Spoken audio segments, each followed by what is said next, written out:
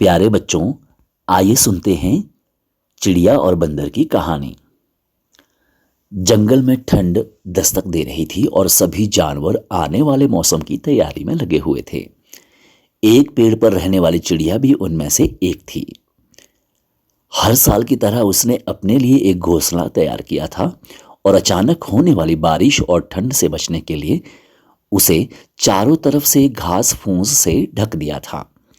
सब कुछ ठीक चल रहा था, लेकिन एक दिन अचानक ही बिजली कड़कने लगी और देखते ही देखते जोरदार बारिश होने लगी। बारिश से ठंड भी बढ़ गई और सभी जानवर अपने घरों की तरफ भागने लगे। वो चिड़िया भी तेजी से भागते हुए अपने घोंसले में वापस आ गई और आराम करने लगी। कुछ देर बाद उसने देखा कि एक बंदर खुद को बारिश से बचाने के लिए पेड़ के नीचे आ गया है। चिड़िया ने बंदर को देखते ही कहा, तुम इतने होशियार बने फिरते हो, तो भला ऐसे मौसम से बचने के लिए घर क्यों नहीं बना लेते?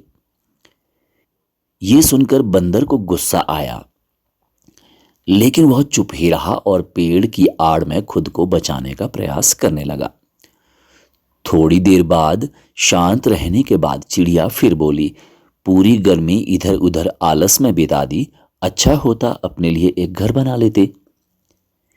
ये सुनकर बंदर ने गुस्से में कहा, तुम अपने से मतलब रखो, मेरी चिंता छोड़ दो। थोड़ी ही देर बाद हवाएं भी तेज चलने लगी और अब बारिश भी तेज हो गई। बंदर ठंड से कांप रहा था और खुद को ढकने की कोशिश कर रहा था, पर चिड़िया ने तो मानो उसे छेड़ने की कसम खा रखी थी। वह फिर बोली, काश कि तुमने थोड़ी अकल दिखाई होती तो आज ये हालत नहीं होती। कम से कम अब घर बनाना सीख लो। इतना सुनते ही बंदर गुस्से से तुरंत ही पेड़ पर चढ़ने लगा और बोला, भले मैं घर बनाना नहीं जानता, लेकिन मुझे तोड़ना अच्छे से आता है। और ये कहते हुए उसने चिड़िया का घोंसला तहस नहस कर दिया। अब चिड़िया भी बंदर की तरह बेघर हो चुकी थी और ठंड से कांप रही थी। बच्चों, इस कहानी से हमें क्या शिक्षा मिलती है? इस कहानी से हमें ये शिक्षा मिलती है कि हमें अपने काम से काम रखना चाहिए और दूसरे के मामले के बारे में नहीं बोलना चाहिए।